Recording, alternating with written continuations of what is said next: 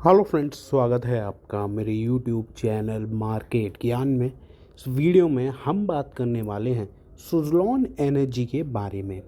Basically Suzlon में आज मैं आपको 7 से 8 नोटिसेस दिखाने वाला हूं जो कि कंपनी की तरफ से शेयर करे गए। उन नोटिसेस में क्या कुछ इन्फॉर्मेशन है वो तो मैं आपको बताऊंगा ही, लेकिन उनका सिग्निफिकेंस कितना है वो भी हम इस वीडियो के अंदर जो है वो डिस्कस करने वाले हैं। साथ के साथ एक ऐसी बड़ी अपडेट भी निकल कर आई है जो कि सुज़लॉन के इन्वेस्टर के लिए काफ़ी ज़्यादा पॉजिटिव नज़र आ रही है, वो भी हम देखेंगे।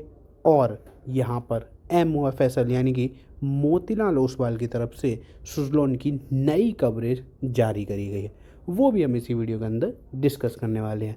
बस आपसे एक ही रिक्वेस्ट है कि चैनल को आप सब्सक्राइब जरूर कर लीजिएगा, और अगर आपको वीडियो अच्छी लगे तो प्लीज़ एक लाइक ज़रूर करिएगा। तो चलिए वीडियो स्टार्ट करते हैं।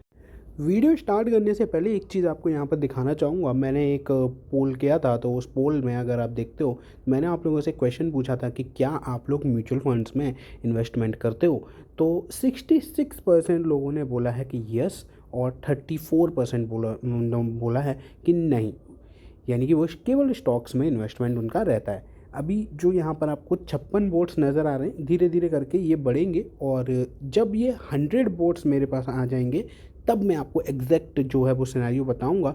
और अभी तक जो मेजॉरिटी चल रही है उसमें तो म्यूचुअल फंड्स में लोग इन्वेस्टमेंट कर रहे हैं। चैनल पर बहुत जल्दी आपको कुछ बड़ी चीज़ देखने को मिलने वाली है, तो चैनल के साथ बने रहिए।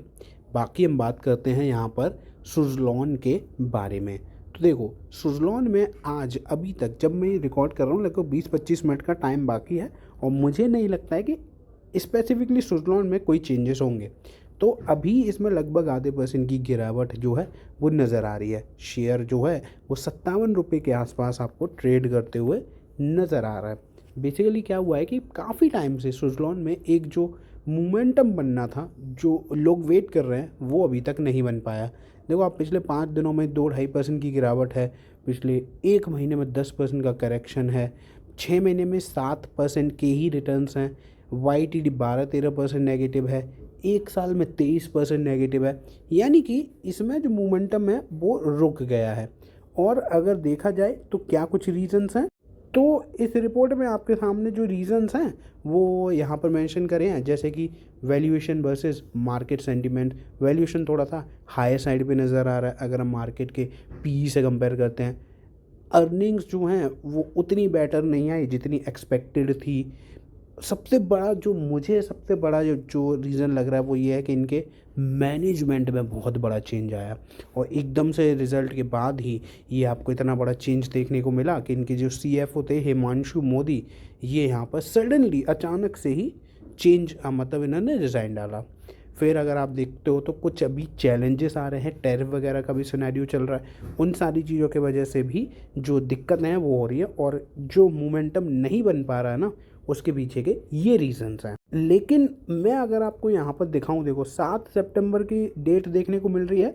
इसमें नोटिस देखो, ये सारे अनाउंसमेंट जो हैं वो सुज़लॉन की तरफ से करे गए। एक एक करके जानते हैं और देखते हैं कि आखिर क्या क्या यहाँ पर चीज़ें जो मेंशन करी गई हैं। देखो, सबसे पहले इन्होंने बोला है कि 11 और 12 सितंबर को हमारी मीट होने वाली है ICICI सिक्योरिटीज़ के साथ, 15 से 17 को भी ICICI सिक्योरिटीज़ के साथ, 22 सितंबर को JP मॉर्गन के साथ, 23 सितंबर से लेकर 26 तक मोतीलाल ओसवाल के साथ। यानी कि पूरा जो सितंबर का महीना है, बड़ी बड़ी मीटिंग्स आपको देखने को मिल रही हैं कि लाइंड अप है, जिसमें ICICI securities, JP Morgan, Motilal Oswal के नाम नज़र आएंगे।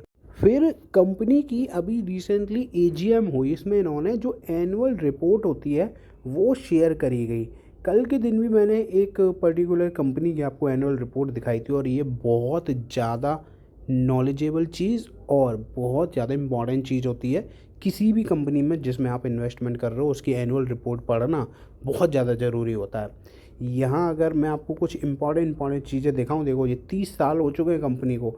बेहतरीन काम करते हुए। ये देखो यहाँ पर इनका पूरा का पूरा जो सिनेरियो है, कैसे उन्होंने 1995 में स्टार्टिंग करी, कैसे 1997 में इन्होंने पहली wind energy manufacturing facility start करी, 2001 में फर्स्ट 1 मेगावाट की विंड टरबाइन इन्होंने स्टार्ट करी, और ऐसे ये पूरी कहानी जो है वो आपको देखने को मिल रही है कि 2025 तक की कहानी काफ़ी ज़्यादा बेहतरीन है। अगर इन्होंने कुछ डेटा शेयर करा होगा तो मैं आपके साथ बस वही ट्राई कर रहा हूँ कि वही मुझे मिले और वो मैं आपके साथ यहाँ पर शेयर करूँ। ये देखो इनका विज़न देखो आप, 2025 में 138 गीगावाट की एनुअल कैपेसिटी यहाँ पर इनको अचीव करनी है, और ये बढ़ाकर लगभग 200 गीगावाट तक ले जाना है 2030 तक, 5 साल के अंदर। ये काफ़ी ज़्यादा बेहतरीन चीज़ है, और ये आप देख पा रहे हो कि कैसे कैसे इन्होंने अपनी डिफरेंट कंट्रीज़ में भी अपनी जो प्रेजेंस है वो दे रखी है। हाँ, तो डेटा जो है वो ये आ चुका है। देखो प्रॉफिट बिफोर टैक्स कितना है, 1447 करोड़, यानी कि फाइनेंशियल ईयर 24 में 103% की ग्रोथ नज़र आई है। वहीं रेवेन्यू जो है वो 67% ग्रो करके 10,851 करोड़ पहुंचा है। EBITDA में 81% का मूवमेंटम देखने को मिला है, और 1857 करोड़ ये पहुंचा है। अगर हम ऑर्डर बुक देखते हैं तो 5.6 गीगावाट की है। डिलीवरीज में देखो मतलब डबल से भी ज़्यादा हो गई है, 118% तक ये पहुंच चुके हैं, और नेट कैश पोजीशन कंपनी की ट्रिमेंडस नज़र आ रही है। तो डेटा तो काफ़ी ज़्यादा इंटरेस्टिंग है। बाकी आप मुझे बोलोगे कमेंट में तो फिर मैं इसकी जो PDF फाइल है पूरी वो मैं प्रोवाइड करवा दूंगा। बाकी आप खुद BSE पर भी जाकर चेक कर सकते हो, बट मैं आपको यही इंसिस्ट करूंगा कि एक बारी इनकी एनुअल रिपोर्ट ज़रूर देखें, आपको सारी की सारी कहानी जो है वो सुज़लोन की अच्छे से समझ में आएगी। तो अब बात करें अगर हम कि आखिर ब्रोकरेज हाउसेस का क्या कहना है, तो एक तो सबसे पहले मैंने आपको ये भी बताया कि JP मॉर्गन के साथ इनकी मीटिंग होने वाली, ये सबसे बड़ी बात है आज के टाइम पे। बाकी अगर हम यहाँ पर ये भी देखते हैं कि आखिर जो ब्रोकरेज हाउसेस हैं वो क्या बोल रहे हैं, तो देखो मोतीलाल ओसवाल ने इसी हफ्ते एक रिपोर्ट जारी करी है। उन्होंने कहा है कि हाल ही में उन्होंने कंपनी को लेकर ग्रुप के CEO JP चलसानी से बात की, जिन्होंने कारोबार को आगे बढ़ाने के लिए जो चीज़ें हैं वो बताए। उन्होंने कहा कि सरकार के द्वारा घरेलू निर्माण पर, यानी कि जो डोमेस्टिक प्रोडक्शन है उस पर जोर दिया गया है, और उससे हमें काफ़ी ज़्यादा फ़ायदा जो है वो मिल रहा है। वहीं मैनेजमेंट से उम्मीद जताई है कि नए ऑर्डर्स के लिए आउटलुक जो है वो काफ़ी ज़्यादा पॉजिटिव रहने वाला है।